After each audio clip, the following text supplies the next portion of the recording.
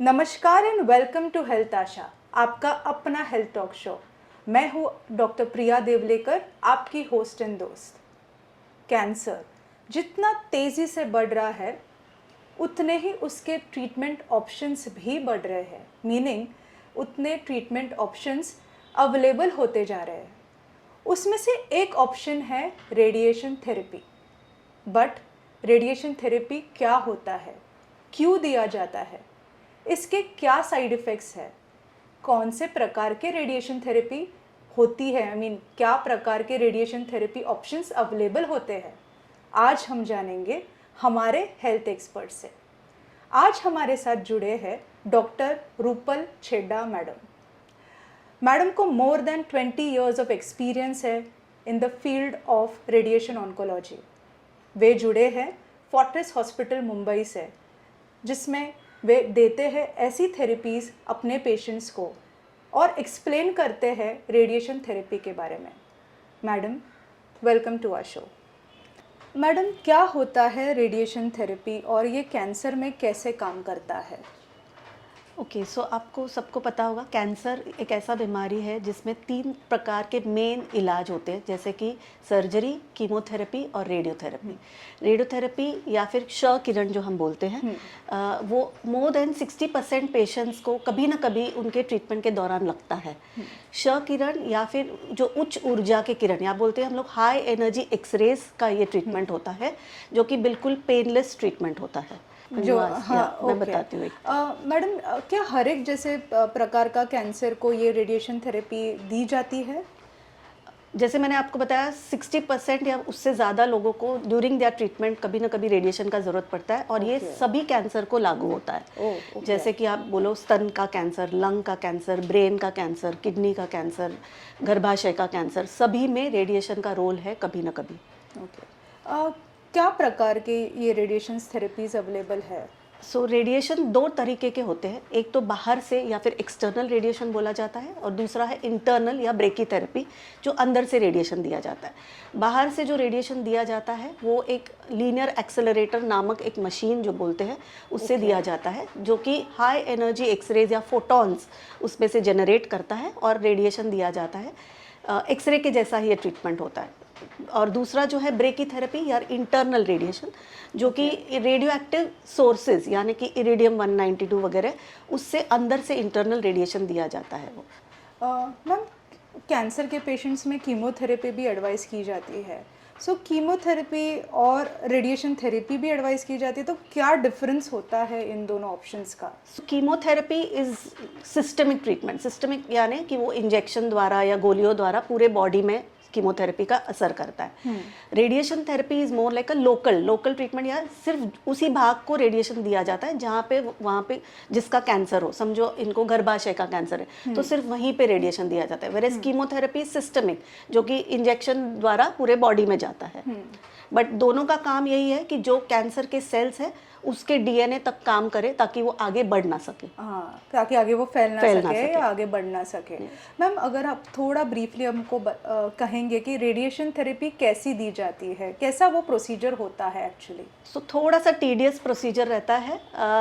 जैसे पेशेंट हमारे पास आता है कि कैंसर में रेडिएशन करना ज़रूरी है, वो हम पहले देखते हैं उनको कितना ज़रूरत है, क्योंकि अलग अलग कैंसर में अलग अलग टाइप के रेडिएशन होते हैं। जैसे रेडिएशन पता चलता है कि पेशेंट को रेडिएशन देना है, हम उनके लिए पहले एक सांचा बनाते हैं ताकि पेशेंट हिले नहीं ट्रीटमेंट के टाइम। फॉर एग्जांपल, अगर गले का कैंसर है तो एक सांचा रहता है ताकि पेशेंट अपना गर्दन ऐसे ऐसे कुछ टर्न ना कर पाए। वो होने के बाद में एक सीटी स्कैन किया जाता है, वो हमारे प्लानिंग के लिए होता है। सीटी स्कैन इसीलिए कि मुझे कहाँ कैसे हमें कहाँ रेडिएशन देना है, कहाँ नहीं देना है, वो प्लान किया जाता है पहले। वो प्लानिंग के बाद हमारे जो प्लानिंग सिस्टम रहते हैं, फिजिसिस्ट हमारे रहते हैं जो प्लान करते हैं कि किस तरह से वो रेडिएशन इस तरह से दिया जाए ताकि वो सिर्फ जहाँ बीमारी है वहीं पे रेडिएशन जाए, आजू बाजू के इनके जो नॉर्मल टिश्यूज़ हैं उनको कम से कम रेडिएशन दिया जाए। वो जैसे ही प्लान रेडी हो जाता है, एक बार ट्रीटमेंट हम लोग वेरीफाई करते हैं मशीन के ऊपर और फिर ट्रीटमेंट स्टार्ट होता है। So all this takes around 3 to 4 days minimum before we start the treatment. एक बार ट्रीटमेंट स्टार्ट हो गया फिर उनको रोज़ आना होता है। लगभग 4 से 6 हफ्ते का ट्रीटमेंट चलता है। जब रोज़ आना होता है, हफ्ते में 5 दिन, ऐसा 5 to 6 weeks। मैम क्या ये पेनफुल होता है? हाँ, this is a myth. Radiation बिल्कुल ही पेनफुल नहीं है। जैसे Okay. जब जब किया जाता है ट्रीटमेंट, तब पेशेंट को सिर्फ वो टेबल पे लेटना है और मशीन जो है वो उनके आसपास घूमेगी। It is just like doing x-ray की तरह ही ट्रीटमेंट है वो। अच्छा। पेशेंट को कुछ समझ में नहीं आएगा जब ट्रीटमेंट होता है, बट जैसे जैसे रेडिएशन बढ़ेगा, रेडिएशन की वजह से जो साइड इफ़ेक्ट्स होते हैं वो पेशेंट हमको बताते हैं। जैसे कि समझो गले का रेडिएशन है तो खाना खाने में दिक्कत हो सकता है, मुंह में छाले आ सकते हैं, स्किन का डिस्कलरेशन होता है। ऐसे ही अगर गर्भाशय का वगैरह वहाँ पे रेडिएशन दिया जा रहा है तो पेशेंट को या तो यूरिन में जलन हो सकता है या लूज मोशन हो सकता है। ये कुछ साइड इफ़ेक्ट्स बेस्ड ऑन जहाँ पे हम रेडिएशन दे रहे हैं उस तरह से साइड इफ़ेक्ट्स होते हैं। And these side effects can be managed, मतलब बहुत ईजिली वो मैनेज किया जा सकता है। ऐसा ना हो कि साइड इफ़ेक्ट्स की वजह से कभी पेशेंट को रुकना नहीं पड़ता है ट्रीटमेंट के लिए। They can very well complete the treatment. Okay ma'am, कितने ड्यूरेशन का ये ट्रीटमेंट प्रोटोकॉल होता है? सो वेरियस रेडिएशन के, मतलब समझो हम लोग पैलिएटिव, दो टाइप के पहले मैं बताती हूँ रेडिएशन होते हैं, या तो क्यूरेटिव या तो पैलिएटिव। Okay. क्यूरेटिव मतलब हम लोग पूरा क्योर करने की कोशिश कर रहे हैं। पैलिएटिव मतलब जिसमें कैंसर फैल गया या स्टेज 4 डिजीज है जिसमें बोन्स में कहीं और फैल गया, तो उसमें हम लोग पैलिएटिव रेडिएशन देते हैं। Okay. क्यूरेटिव जो ट्रीटमेंट है वो 4 से 6 हफ्ते होता है ट्रीटमेंट, वेरेज पैलिएटिव जो है वो 5 या 10 सिटिंग में खत्म हो जाता है। ठीक है, per day inside the machine room आपको 10 मिनट से ज़्यादा नहीं लगता है। ट्रीटमेंट 1 या 2 मिनट का ही रहता है, बट पेशेंट को अरेंज करते हैं, उनको सांचा डालते हैं जैसे हमने पहले बनाया है, वो ट्रीटमेंट होता है, स्कैन होता है। ये सब होने के लिए 10 से 15 मिनट मैक्सिमम पेशेंट को अंदर मशीन रूम में रहना पड़ता है। और एक सिटिंग या नेक्स्ट सिटिंग में कितने दिन का फ़र्क होता है? एक एवरी डे 24 आवर्स आपको एक फिक्स टाइम स्लॉट जहाँ भी आप लेते हो फिक्स टाइम स्लॉट दिया जाता है। समझो आज 10 बजे लिया है तो नेक्स्ट डे आपको वापस 10 बजे लेना है। ऐसा आपको 5 हफ्ते में 5 दिन लेना है। सैटरडे संडे 2 दिन हम लोग नहीं देते हैं रेडिएशन। आपने कुछ साइड इफ़ेक्ट्स तो हमें बताए, ऐसे और कोई साइड इफ़ेक्ट्स है जो आपने अपने पेशेंट्स में जैसे आपका नोटिस किए हो? So side effects are based on कहाँ पे रेडिएशन हो रहा है। जैसे मैंने आपको गले का एग्जांपल दिया, वैसे ही पेट या गर्भाशय या कहीं है तो उस हिसाब से जहाँ पे नॉर्मल टिश्यूज, साइड इफ़ेक्ट्स मतलब जो आपके आजू बाजू के नॉर्मल टिश्यूज रिएक्ट करते हैं रेडिएशन के वजह से। सो गले में है तो उनका अन्न नली को रेडिएशन लग रहा है, या फिर थूक बनाने का ग्रंथि को रेडिएशन लग रहा है, जिसकी वजह से उनको थोड़ा सूखापन, आगे चल के late long term side effect ये हो सकता है कि मुंह का बहुत सूखापन आ सकता है। Okay. या फिर गले में छाले आ सकते हैं। ये सब साइड इफ़ेक्ट्स जो भी मैं बता रही हूँ, इट इज़ मतलब जब तक रेडिएशन है उसके 6 हफ्ते तक रुकता है, उसके बाद में धीरे धीरे ये सब साइड इफ़ेक्ट्स कम हो जाते हैं। इसका कोई लॉन्ग टर्म साइड इफ़ेक्ट होता है? लॉन्ग टर्म साइड इफ़ेक्ट्स भी होते हैं। जैसे अगर हम लोग पुरानी टेक्निक से रेडिएशन करते हैं Okay. तब हम लोग बहुत सारे अपने नॉर्मल टिश्यूज़ को नहीं अगर बचा पाते हैं। जैसे कि अगर फॉर एग्जांपल सलाइवरी ग्लैंड्स या थूक बनाने का ग्रंथि है, उसको पूरा रेडिएशन चला गया, तो आगे चल के 6 महीने या 1 साल या 2 साल के बाद भी पेशेंट ये कंप्लेन करते हैं कि हमारा मुंह सूख रहा है। उसका मतलब ये कि वहाँ पे पूरा रेडिएशन का डोज गया है, उसकी वजह से मुंह सूख रहा है। But these are not very life threatening side effects, these are some side effects which patients get used to, और विद द न्यू टेक्निक्स जो अब नए टेक्नोलॉजी आई हैं उसमें हम कम से कम उनको साइड इफेक्ट्स देते हैं। मैम रेडिएशन थेरेपी एक बार अगर लेने के बाद क्या कीमोथेरेपी भी दिया जाता है? सो अलग अलग टाइप में अलग अलग शेड्यूल्स होते हैं। फॉर एग्जांपल हम लोग बोलते हैं एडजुवेंट ट्रीटमेंट, मतलब अगर स्तन का कैंसर है तो पहले जैसे सर्जरी हो गया, उसके बाद उनका कीमो का शेड्यूल होता है और फिर रेडिएशन का चांस आता है। बट बीट रेक्टम या मलाशय का जो कैंसर होता है तब हम लोग रेडिएशन और कीमोथेरेपी दोनों साथ साथ चलता है, ताकि वो ट्यूमर को हम लोग श्रिंक कर सके और उसके बाद फिर सर्जरी किया जाता है। So there are various schedules या जो बोलते हैं हम लोग कॉम्बिनेशंस विथ और without other techniques like surgery and chemotherapy. अच्छा मैम, रेडिएशन थेरेपी ऑप्शन ये कितना % पेशेंट्स में काम करता है या कितना सक्सेस रेट है अगर आप देखते हैं अपने? सो जैसे मैंने बताया क्यूरेटिव एंड पैलिएटिव, ये दो चीज़ समझ में आया आपको? पैलिएटिव मतलब हम लोग पेन रिलीफ के लिए दे सकते हैं, या फिर कहीं पे जिनका स्पाइनल कॉर्ड का कंप्रेशन हो रहा है या पैरों में नमनेस आ रहा है या फिर जिनमें ब्लीडिंग हो रहा है या चांसेस ऑफ फ्रैक्चर है, तो उन सब में हम लोग जब ये रेडिएशन दे रहे हैं बहुत अच्छा फ़ायदा होता है रेडिएशन से, क्योंकि पेशेंट जो कैंसर से पीड़ित पेशेंट जो पेन में जब रहता है तो बहुत ज़्यादा पेन होता है, और जब उसी चीज़ को हम लोग रेडिएशन से कम करने का कोशिश करते हैं ताकि उनको बहुत ज़्यादा हाई पावर की मेडिसिन की ज़रूरत ना पड़े। So it is a very important, radiation बहुत इंपॉर्टेंट रोल प्ले करता है पैलिएशन में। वही चीज़ अगर क्योरेटिव में बताऊँ तो जैसे कि गर्भाशय का मुख का कैंसर, जो सर्वाइकल कैंसर बहुत ज़्यादा कॉमन है इंडिया में, उसमें भी it is a radical treatment, यानी क्यूरेटिव अप्रोच है। अच्छा। जिसमें सिर्फ अर्ली स्टेज, जैसे स्टेज 1 में सिर्फ सर्जरी का ऑप्शन हम दे सकते हैं, लेकिन 2 ऑनवर्ड्स या 2, 3, 4 में हम लोग रेडिएशन का ही ट्रीटमेंट करते हैं।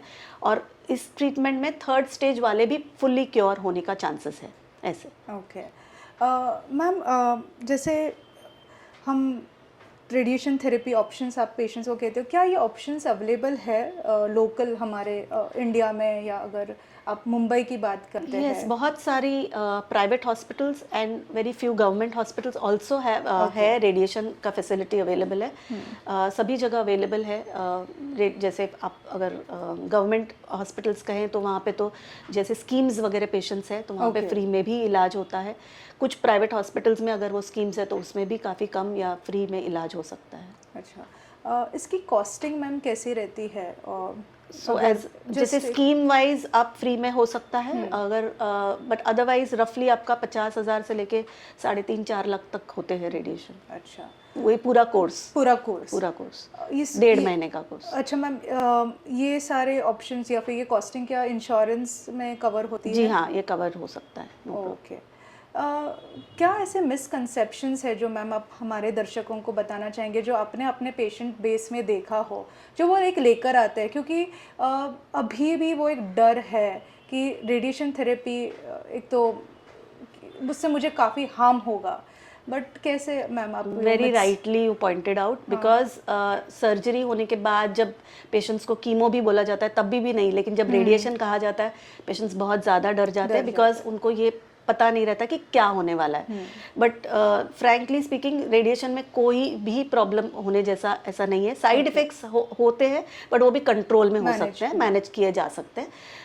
बाकी के कुछ रेडिएशन तो हम ऐसे भी बोलते हैं, जैसे for example female breast cancer में हम लोग बोलते हैं जब कीमो सर्जरी हो गया आप रेडिएशन के लिए आप ऑफिस ज्वाइन कर सकते हैं, आप during office break hours you can come and take treatment. वो इतना सिंपल है। Yes, this is good. Yes, it is as good as that. कुछ लोग ये डरते हैं कि बाल चले जाएंगे, सो रेडिएशन से बाल नहीं जाते अनलेस कि इनको ब्रेन ट्यूमर है। सो अगर ब्रेन ट्यूमर है तभी भी पूरे बाल नहीं जाते, सिर्फ जहाँ पे वो ट्यूमर है उस जगह के बाल टेम्पररी जाते हैं, फिर वापस आ जाते हैं। सो बाकी सब कहीं पे भी आप रेडिएशन लोगे उससे आपके हेयर लॉस नहीं होगा। दूसरा चीज़ लगता है कि करंट, कुछ लोगों को लगता है कि सिकाई या मतलब जलेगा, इट इज ऐसा कुछ नहीं होने वाला है। स्किन का डिस्कलरेशन ज़रूर होता है जो कि वापस नॉर्मल हो जाता है when we give some certain creams after, जब ट्रीटमेंट खत्म हो जाता है उसके बाद। अच्छा मैम, डायबिटीज़ पेशेंट हो या हाइपरटेंसिव पेशेंट हो, क्या उनमें भी आप एडवाइस वैसे ही करते हैं कि उनका कुछ ट्रीटमेंट प्रोटोकॉल्स डिफरेंट होता है? नहीं, कोई ट्रीटमेंट प्रोटोकॉल डिफरेंट नहीं रहेगा। डायबिटीज़, हाइपरटेंशन, हाइपोथायराइड, व्हाटएवर जो भी मेडिसिन उनकी चलती है वो रेडिएशन के दौरान चलती रहेंगी।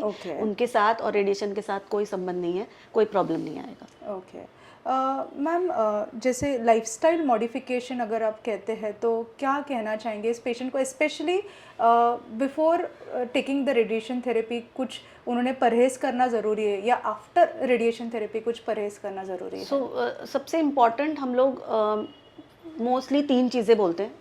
Good high protein diet, skin care हम लोग बताते हैं। स्किन केयर इसलिए जैसे मैंने बताया कि थोड़ा डिस्कलरेशन वगैरह होता है, सो वी अवॉइड, मतलब we ask them to loose cotton के कपड़े पहने, टाइट क्लोथिंग ना पहने, वहाँ पे ऐसे बहुत ज़्यादा भीड़ की जगह में ना जाए ताकि वो पसीना वगैरह ना हो। सो दे हैव टू कीप वो स्किन, वो जब भाग है जहाँ रेडिएशन हो रहा है थोड़ा ड्राई रखना ज़रूरी होता है। ठीक है। दूसरा चीज़ न्यूट्रिशन, जैसे मैंने बोला खाने पीने में बहुत ज़्यादा ध्यान रखना है, स्पेशली घर का खाना है, and high protein diet, no spicy food, no oily food, ये सब हम बताते हैं मोस्ट ऑफ द पेशेंट्स को। और तीसरा चीज़ hygiene, for example oral cancer है तो हाइजीन रखना बहुत ज़्यादा ज़रूरी है, लाइक फ्रीक्वेंट गार्गल्स या कुछ दवाई वगैरह हम लोग देते हैं सो दैट उनको आगे चल के वो तकलीफ कम हो। लाइफस्टाइल मॉडिफिकेशंस के साथ मैम हम आते हैं एक ऐसे सवाल पर जो हमारे सारे दर्शक जानना चाहेंगे कि मैम रेडिएशन थेरेपी में कुछ ऐसा एडवांस तकनीक आए हैं जो अभी उपलब्ध है, और कुछ बेनिफिट्स अगर हमारे दर्शक लेना चाहेंगे तो, जो भी पेशेंट्स पीड़ित है। कैंसर से? पिछले कुछ सालों में बहुत ज़्यादा एडवांसेस आए हैं रेडियोथेरेपी में। जैसे कि एक्सटर्नल रेडिएशन, जैसे मैंने बताया आपको, उसी में काफ़ी नए नए टेक्निक्स आए हैं। और टेक्निक्स इस तरह से आए हैं कि हम लोग कोशिश ये करते हैं कि जो ट्यूमर हो उसको पूरा से पूरा डोज मिले और ज़्यादा से ज़्यादा डोज मिले, बट आजू बाजू के उनके जो नॉर्मल टिश्यूज़ है जो उसी के लग के हैं उसको कम से कम डोज मिले, यानी कि बहुत ज़्यादा टारगेटेड रेडिएशन हम बता सकते हैं। दूसरा ये चीज़ है कि हम लोग, हमारे मशीन्स में ऐसी टेक्निक है जिसमें हम लोग रोज़ पेशेंट को स्कैन कर सकते हैं, ताकि जो हमने प्लानिंग किया है वही बराबर हो रहा है कि नहीं वो हमको दिखे। So in fact this is called 4D radiation, जैसे कि हम लोग we are doing in time radiation, हम देख सकते हैं कि रेडिएशन बराबर उसी जगह हो रहा है कि नहीं। So these are new techniques. Also there are new techniques like stereotaxy, जो कि बोलते हैं स्टीरियोटैक्टिक रेडियो सर्जरी या SBRT जो बोलते हैं। These are very very high energy X rays, जो कि फॉर एग्जाम्पल ब्रेन में ट्यूमर है, without doing the neuro surgery we can give radiation and take care of the tumour. अगर वो पर्टिकुलर साइज में होता है तो उसको SRS कहा जाता है। So all these are new and latest techniques wherein we are trying to see कि जितना हम दे सके डोज उतना पूरा दे, बट आजू बाजू के नॉर्मल टिश्यूज़ को कम से कम डोज दे। ओके मैम, कुछ टेक होम मैसेजेस हमारे दर्शकों के लिए फॉर रेडिएशन थेरेपी पर से? या सो रेडिएशन से बिल्कुल डरना नहीं है, बहुत ही सेफ ट्रीटमेंट है। थोड़े बहुत जो साइड इफ़ेक्ट्स होते हैं वो मैनेज किए जा सकते हैं, लाइफ लॉन्ग के लिए नहीं होते हैं वो। और ये ट्रीटमेंट का बहुत इम्पॉर्टेंट हिस्सा है, तो डर के लिए उसको मिस मत कीजिएगा। Thank you. हेल्थ आशा में हमारा यही प्रयास है लगातार। जैसे हमने ब्रेस्ट कैंसर ये टॉपिक हेल्थ आशा में आपने अगर देखा होगा तो कवर किया था, उसमें एक दर्शक ने हमसे जानना चाहा कि रेडिएशन थेरेपी क्या होता है, और तब हमने रिक्वेस्ट किया मैडम को कि वो आए और रेडिएशन थेरेपी के बारे में हमें बताए। मैडम, मैं धन्यवाद देना चाहूँगी आपका कि आपने हमारे दर्शकों तक वो मैसेज पहुँचाया और एक अच्छे से बताया हमें कि रेडिएशन थेरेपी से डरना नहीं है, रेडिएशन थेरेपी के काफ़ी ऑप्शंस अवेलेबल है और कैंसर के लिए ये ज़रूरी है हर एक पेशेंट को जांच करके उनकी प्रॉपर स्पेशलाइज्ड वे में उनके इन्वेस्टिगेशंस करके ही ये ट्रीटमेंट ऑप्शंस अवेलेबल किए जाते हैं। विज़िट कीजिए हेल्थ आशा और फॉलो कीजिए हमारे वीडियोस और do subscribe the channel. Thank you so much. ऐसे मोर हेल्थ इन्फॉर्मेशन वीडियोस के लिए देखते रहिए हमारा channel health Asha talk show by doctor Priya Devlekar. आपको अगर कोई हेल्थ इन्फॉर्मेशन या हेल्थ इश्यूज रिलेटेड कोई भी जानकारी चाहिए तो email us on the below email ID। Follow कीजिए हमारा चैनल, सब्सक्राइब कीजिए और शेयर कीजिए हमारा चैनल। नमस्कार।